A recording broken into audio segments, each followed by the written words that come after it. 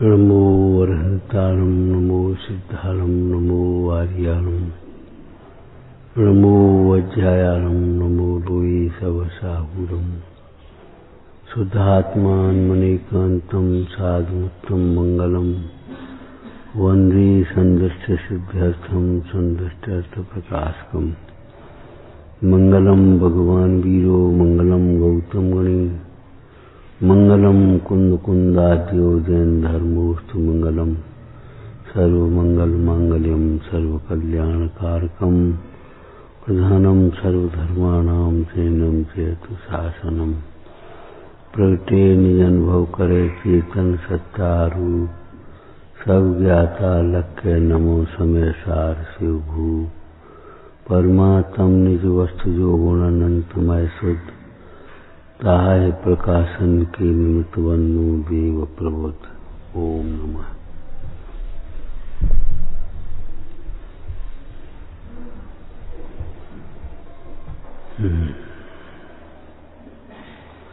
ताते जिनवर कथित तत्व अभ्यास करिए। ताते माने इसलिए, किस लिए, किस लिए? विषय चाहत अवदाह चरण जगत जन अरन रजावे तास उपाय न आन ज्ञान घन घान बुझावे। जगत के मोही प्राणियों के अंतरंग में निरंतर चाह रूपी दाह जल रही है, दावाग्नि जल रही है।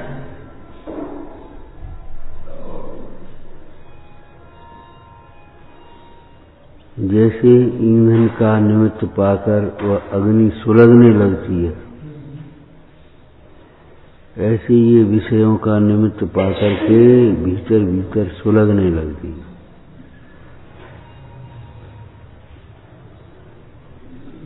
निरंतर जल रही है। ऐसा नहीं है कि आज जल रही है, कल नहीं जल रही, परसों नहीं जल रही, ऐसा नहीं है। निरंतर विषयों की चाह है। क्यों? ये जीव दुखी है तो दुख का लक्षण हुआ चाह भीतर में। देखो, स्थूल उपयोग से सूक्ष्म तत्व की प्राप्ति नहीं होगी, ये ध्यान रखना। टटोलो भीतर विषयों की चाह है या नहीं है। यदि है तो उसे दूर करने का उपाय करो। नहीं कहने से काम नहीं चलेगा। नहीं है,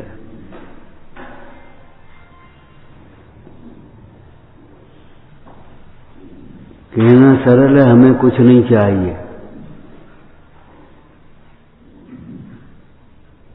कहना सरल है, हमें कुछ नहीं चाहिए।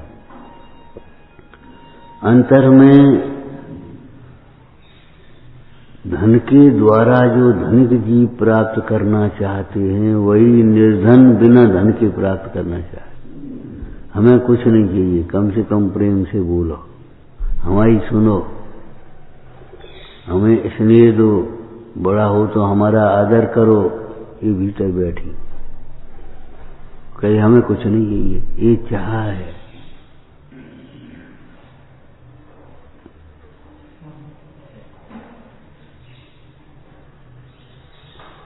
विषय पंच इंद्रिय की विषय होती है। नाना प्रकार के अच्छा वातावरण रहे, ठंडी ठंडी हवा चले, बहुत ठंड नहीं पड़े, ये भीतर में बैठी रहती मानता। और जहां बहुत ठंड हुई वहीं दुख की कल्पना खड़ी हो गई। बहुत गर्मी हुई वहीं दुख की कल्पना खड़ी हो गई। विषय चाह दावा नल दहो मरत विलाप करत दुख सहो। तुम तो क्या देवगति में भी यही हाल है।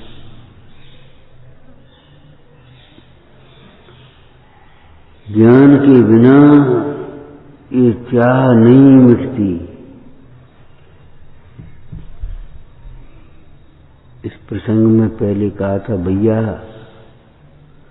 बाहर की अग्नि तो ईंधन नहीं डालो तो अपने आप बुझ जाएगी, लेकिन जो चाह है वह पूरी नहीं होने पर भी निरंतर सुलगती रहती है भीतर भीतर।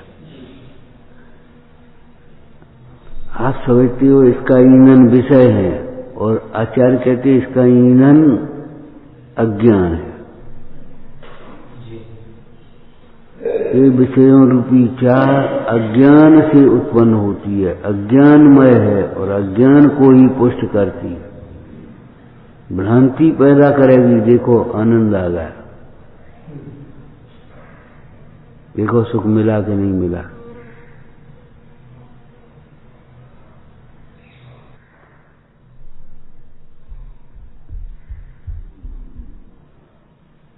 किसी से जरा अच्छे बोल लो तो वो एकदम प्रसन्न हो जाएगा, चलो हमारी पूछ ले।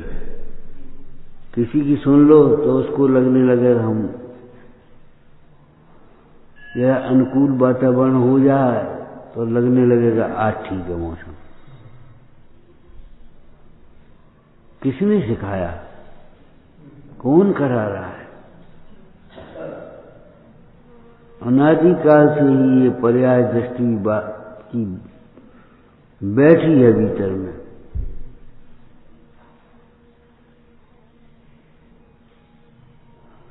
कहते हैं जिनवर कठिन तत्व अभ्यास करिए, संशय विभ्रम मोह त्याग आपो लख दीजिए। इसलिए भाई विषयों की चाह को मिटने का कोई दूसरा उपाय नहीं है, दुख दूर करने का दूसरा उपाय नहीं है। अब जैसी है बस एक ही सड़क है, ये नहीं दूसरी से निकल आओ। तो खराब सड़क पर भी चलना पड़ता है, तो चलते भैया क्या करें, अब दूसरी सड़क ही नहीं। लेकिन ये तो एक ही सड़क है और अच्छी सड़क है।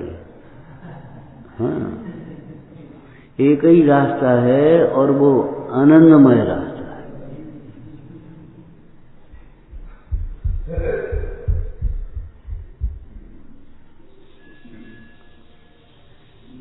गरीब आदमी को भी दूसरे का महल देखे तो ईर्ष्या हो जाती है, और अपनी साफ सुथरी झोपड़ी देखे तो आनंद होता है। उन्हें अपना घर तो है,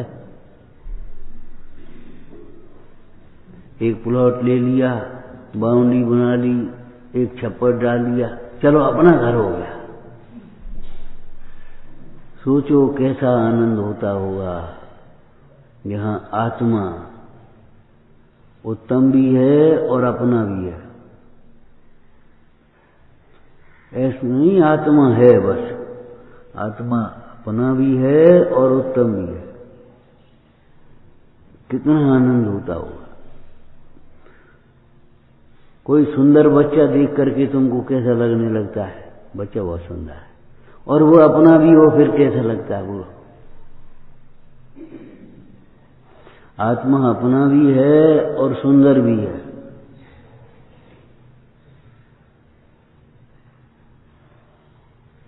चाहे कोई सुंदर सा बच्चा, वो बच्चा अच्छा लगता है, और वो अपना भी हो फिर क्या पूछना।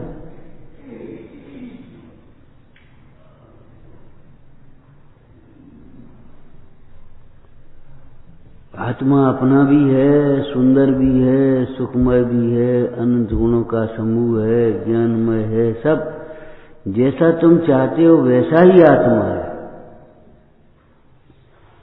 दिखता इसलिए नहीं है कि उसे पर्याय दृष्टि से देखते हैं,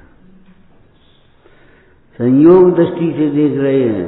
ये काला संयोग ही तो है, ये गोरा ये संयोग ही तो है, ये मोटा संयोग ही तो है, ये पतला ये संयोग ही तो है। संयोग दृष्टि से देखने वाले जीवों को आत्मा नहीं दिखता। क्यों? संयोग हुआ आत्मा नहीं है। पर्याय दृष्टि से देखने वाले जीवों को आत्मा नहीं दिखता। क्यों? पर्याय नहीं, पर्याय मात्र नहीं है। आत्मा में पर्याय तो है, लेकिन आत्मा की पर्याय अमूर्तिक, वह कौन दिखाई दे रही?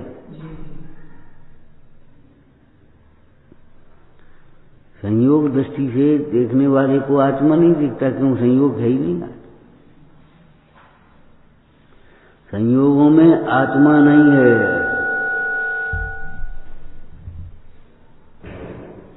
संयोगों में आत्मा नहीं है।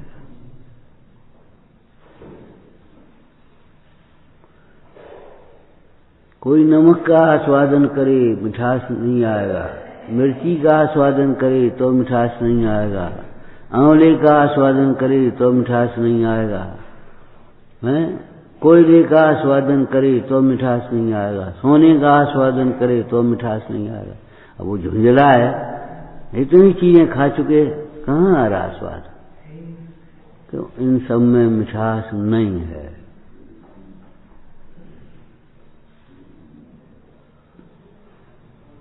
कहीं सुख नहीं है। कि सच्ची बात है, लेकिन तुम्हें सच्ची तब तक नहीं लगेगी जब तक यहां सुख है ये सीखोगे। बिल्कुल यथार्थ बात है।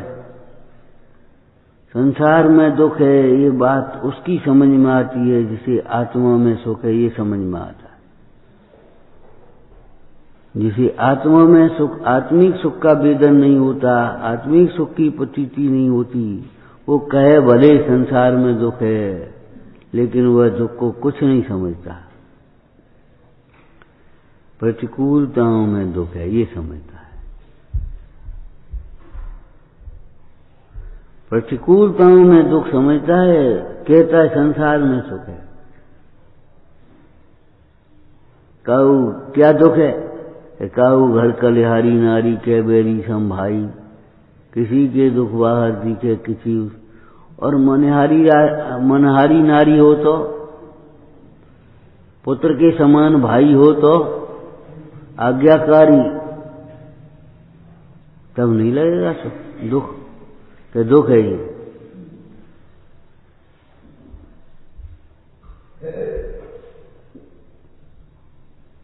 दूर क्यों जाते हो? आप अपने से पूछो। अगर दिन भर आपसे कुछ न कहे कोई, पानी की पूछ ले समय पर, रोटी की पूछ ले समय पर, सो तो सो जाने दे, उठो तो उठ जाने दे, घूमो तो घूमने दे, सो तो उठो तो सो तो बिस्तर बिछा दे, उठो तो बिस्तर उठा दे, आपको दुख लग जाए तो गारंटी है इस बात की। कोई परेशानी नहीं, कोई परेशानी। जबकि ये सब दुख है।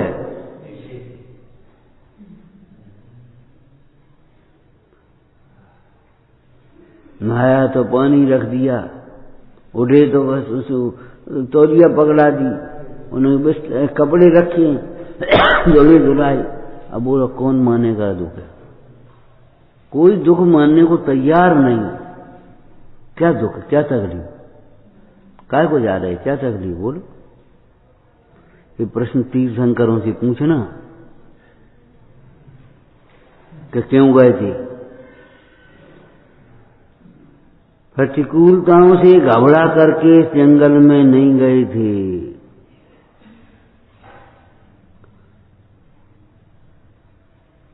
प्रतिकूलताओं से घबरा करके जंगल में नहीं गए। आत्मा के सुख की वृद्धि के लिए, वैराग की वृद्धि होगी तो सुख की वृद्धि होगी। सुख की, वैराग की वृद्धि बिना सुख की वृद्धि नहीं होती। वैराग की वृद्धि के लिए जंगल में गए थे। कोई दृष्टांत याद है? जैसे गांव में रहने वाला व्यक्ति कोई पैसा बढ़ जाए तो शहर की ओर भागता है। क्यों? यहाँ इतने पैसा का क्या करें, और डर भी है लुट जाएंगे। एक आदमी तो है करोड़पति, और शहरों में सब करोड़पति तो उन्हें कोई खास बात नहीं, फर्क नहीं पड़ता करोड़पति को। वहां उनको लगता है सुरक्षा है, लगता है नहीं, ध्यान रखना। बिल्कुल अनुभव की बात है। छोटे गांव में अगर कोई आएगा तो दो कह करके सुना करके चला जाएगा, जा दो डंडा मार देगा, वहां तो झट गोली देगा। और बड़ी जगह जाओगे तो और बम पटक देगा तुरंत, जरा सी बात में।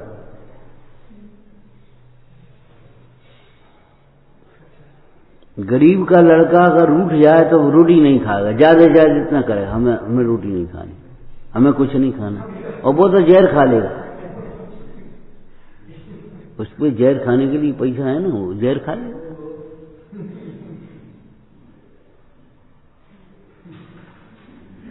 आत्मघात कोई गरीब कम करते, बहुत कम करते।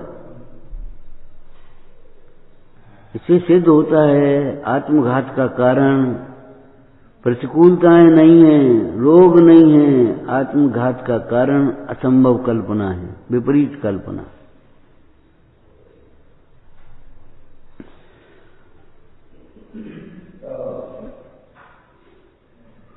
जिस इच्छा के लिए तो मर रहे हो, इच्छा की पूर्ति के लिए, वो लड़की नहीं मिलेगी तो मैं मर जाऊंगा, तो मर करके लड़की मिल जाएगी।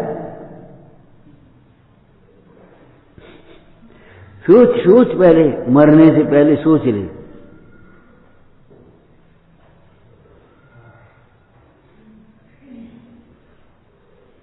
हमारी नौकरी नहीं लगेगी तो हम मर जाएंगे, तो नौकरी लग जाएगी मर करके, ये बता। फिर क्या को उल्टी कल्पना करता है।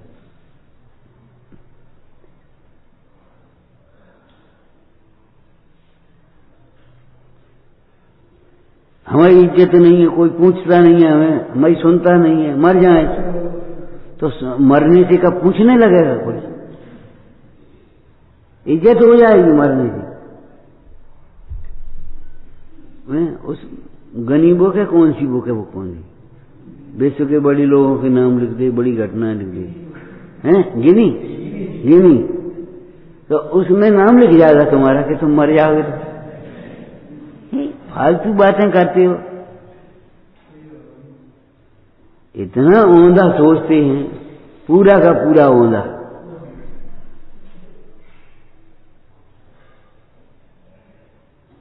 झूठा उद्यम लोग करते हैं, यहाँ में निश्चिन घाटी, जग धोखे की टाटी।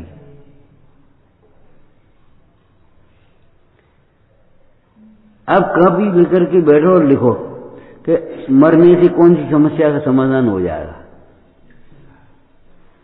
जितनी तुम्हें समस्या है, क्या कहे, खावे को रोटी नहीं तो क्या करें, मर ही जाता है। तो मर करके खावे को रोटी मिल जाएगी। तुम ये क्यों नहीं सोचते तुमने किसी को रोटी नहीं खिलाई इसलिए खाने के लिए रोटी नहीं मिल रही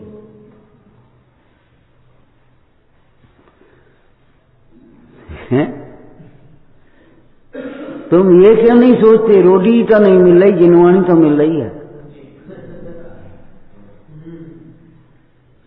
रोटी नहीं मिले तो क्या फर्क पड़ता? रोटी तो ज्ञानियों ने छोड़ी, उपवास किए और जिनवानी के रस का पान किया है। रोटी नहीं मिली तो तुम सोचे कि मरने से रोटी मिल जाएगी।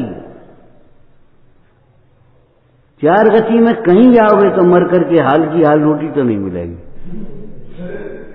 मनुष्य गति में जाओगे तो मां की पेट में जाओगे, वहां कहां धरी रोटी।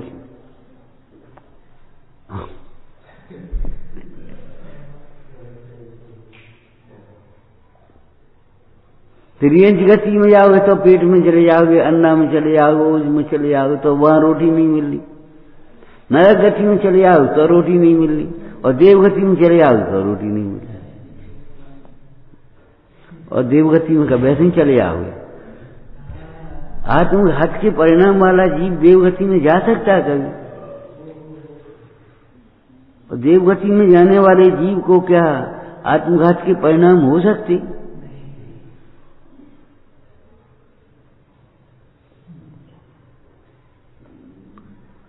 सुखी होने का और कोई उपाय नहीं। तू जो उपाय करता है वह झूठे हैं। तुम जो सोचते हो वो सब विपरीत सोचते हो। जितनी भी बोलते हो, आपस में सलाह देते हो, आचार्यत्व करते हो, सब विपरीत करते हो। परस्पर आचार्यत्व करता है। कायगा काम भोग बंधन की कथा का। ऐसे खाओ, ऐसे पहनो, ऐसे रहो, ऐसे बनाओ मकान, ऐसे कर, आचार्यत्व करता हो।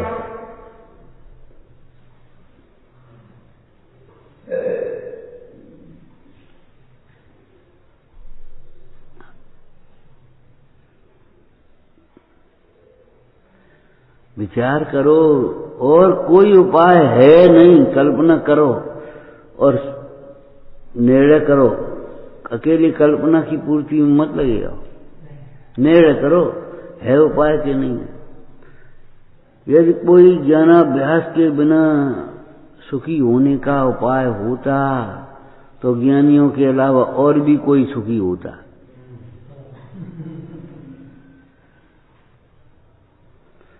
कोई तो होता पैसा वाले, स्त्री वाले, परिवार वाले, त्यागी, कोई तो होता ही कम से कम। नगर वाले, गांव वाले, जंगल वाले, कहीं तो कोई न कोई तो सुखी होता।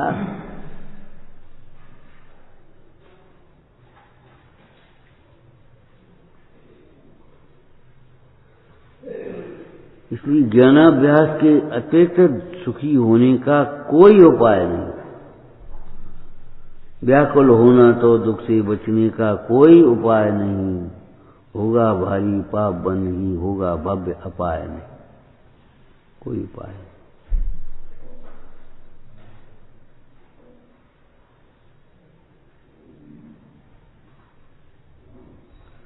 ताकें जिनवर कट तत्व अभ्यास करिए। अब इस प्रसंग में तत्व अभ्यास करो। क्या तत्व अभ्यास करोगे?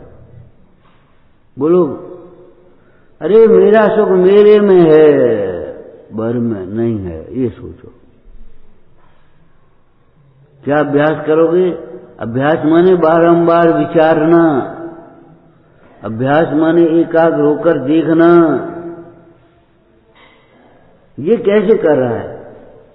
उस काम को एकाग्र होकर के देखो, ये कर कैसे रहे?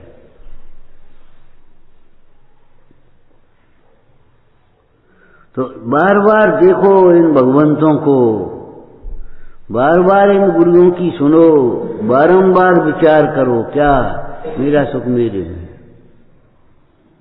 और अपने मन को समझाओ, भाई जब मेरे में है तो मेरे में मिलेगा, बाहर कहाँ मिल जाएगा। विषयों में सुख है नहीं तो मिलेगा कहाँ से? ढूंढो।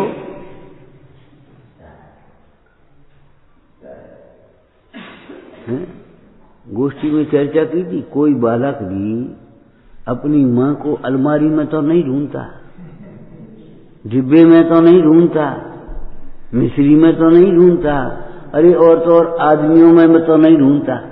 कहाँ देख रहे कि हमारी अम्मा कहाँ बैठी, इधर कहाँ बैठी हूं, इधर देखो।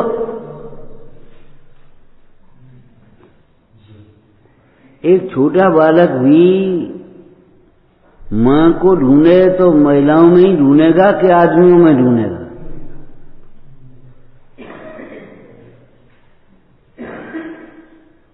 चूहे के बिल में तो नहीं ढूंढेगा,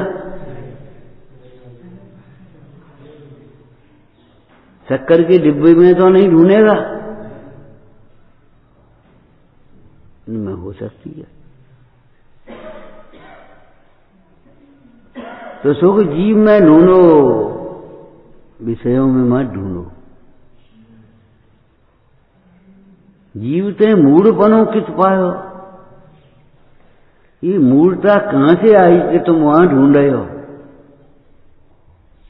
क्यों भाई, क्या ढूंढ रहे हैं? कि सोने में मिठास ढूंढ रहे, अग्नि में शीतलता ढूंढ रहे। ये असंभव दृष्टांत पुराणों में दी है। इधर देख, क्या देख रहे हो? कि सूर्य कब उदय हुआ। पश्चिम में सूर्य उदय होता है, पूरब में देखो ना।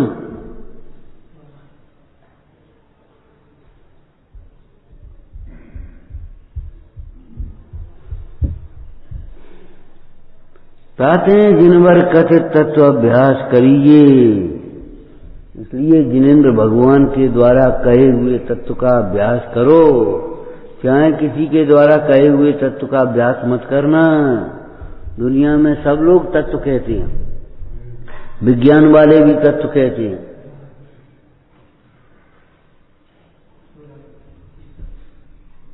सांख्य मत वाले भी तत्व कहते हैं, बौद्ध मत वाले भी तत्व कहते हैं। सबको तत्व, सब तत्व कहते। कोई 16 तत्व, कोई 25 तत्व, कोई 5 तत्व। जिनेन्द्र भगवान कथित तत्व का कितना सरल कर दिया मुनि, और सबसे और कहीं ढूंढने की, कितना सरल कर दिया।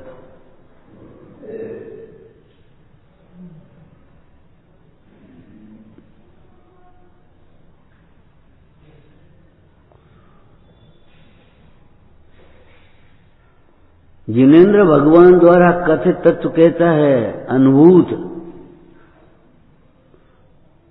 आत्मा में सुख जिनेन्द्र भगवान ने देखा है, और अकेले जिनेन्द्र भगवान ने ही नहीं, जिनेन्द्र भगवान कथित तत्वों का अभ्यास करने वाले समस्त भेद ज्ञानियों ने देखा है।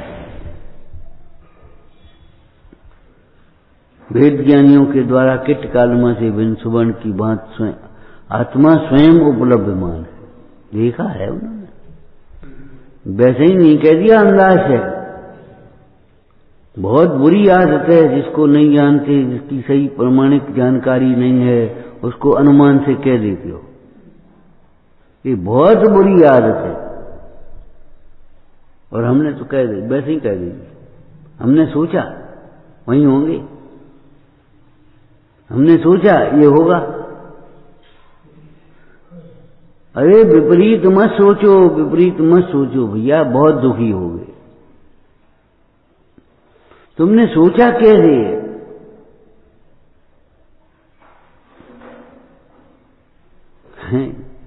जिनवर कथित तत्व भगवान ने कहा है, हमने सोची वहीं रख दे। कहाँ रखें ये पूछो, देखो कहाँ रखने की जगह है उसकी। लौकिक में भी इतना सूक्ष्म उपयोग होता है, तो यहां तो होना ही है। मेरा सुख मेरे में है, अपने में देखने वाले जीवों को ही सुख मिला है, और उन्हें सुख मिला ही है। किसी अपने को देखने वाले ज्ञानी को सुख न मिला हो ऐसा होता नहीं, असंभव बात है। कहते हैं जिनवर कथित तत्व अभ्यास करिए, काय के लिए? ऊपर से मिला करके अर्थ करो। तो भाई हम सुख ढूंढ रहे वहां, जिनेन्द्र भगवान कह रहे यहां तुम अभ्यास करो, बारंबार विचार करो। तत्व विचार से विपरीत विचार रोके जाते हैं, रुकते हैं। प्रकाश से अंधकार का अभाव होता है, प्रकाश होने पर अंधकार का अभाव होता ही है। ऐसे तत्व विचार करने पर विपरीत विचार रुकते ही हैं। जो जीव तत्व विचार नहीं करते उनको विपरीत विचार अपने आप आते हैं।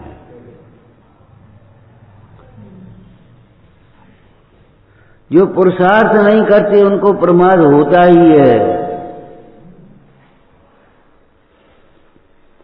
अपनी ओर नहीं देखते, उनकी दृष्टि पर की ओर जाती ही है।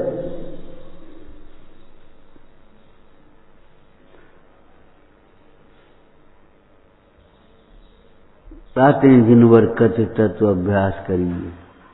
अभ्यास माने एकाग्र होकर के देखना और विश्वास पूर्वक बारंबार विचार करना।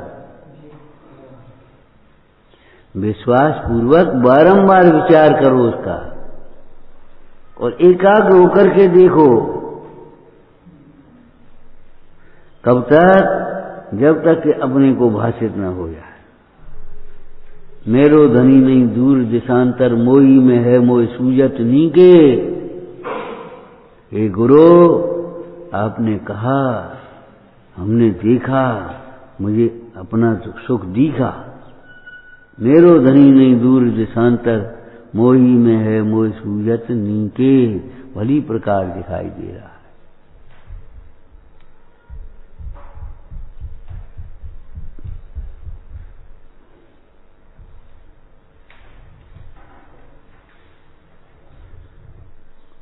विपरीत विचार आते हैं।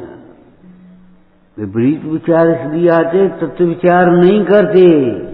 तत्व विचार करोगे तो विपरीत विचार नहीं आएंगे। एक नियम कर लो, जो स्वाध्याय में सुनते उसका विचार करो, जो पढ़ते हैं उसका विचार करो, फिर देखना कितने विचार आते। खाली दिमाग शैतान का घर, खाली बैठे तो उल्टा उल्टा सोचते रहते फालतू। और आप देखना जो अपने काम में व्यस्त रहते हैं उनको विपरीत विचार कम आते हैं। कम इसलिए कहा वो अपना काम नहीं समझते ना, इसलिए विपरीत तो विचार आ ही है।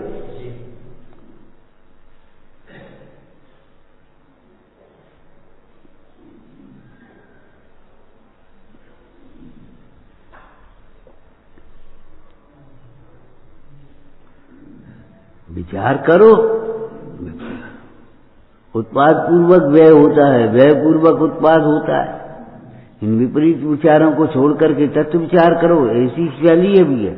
और तत्व विचार करने में लग जाओ, विपरीत विचार अपने आप छूट जाए। ज्ञानाभ्यास करने लगो, पढ़ने ही लगो लौकिक तो चलो, अभ्यास में पढ़ना सुनना वाचना ये सब भी अंतर्गर्भित है बाहर में। आपको बहुत टेंशन सा हो रहा हो, चिंताएं हो रही हो, एक पुस्तक अच्छी सी पढ़ने ले बैठ जाओ, आपको पता ही नहीं पड़ेगा कब हो, कब ये विकल्प चले गए, कब पहुंच गए।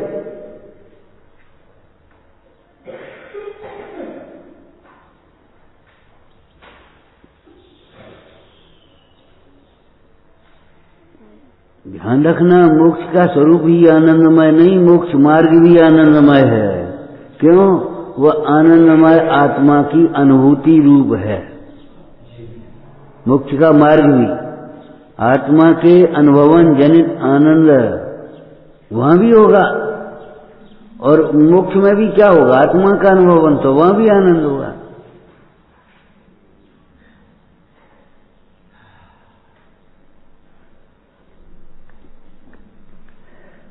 विचारना। ओम नमः। हे जिनवाणी भारती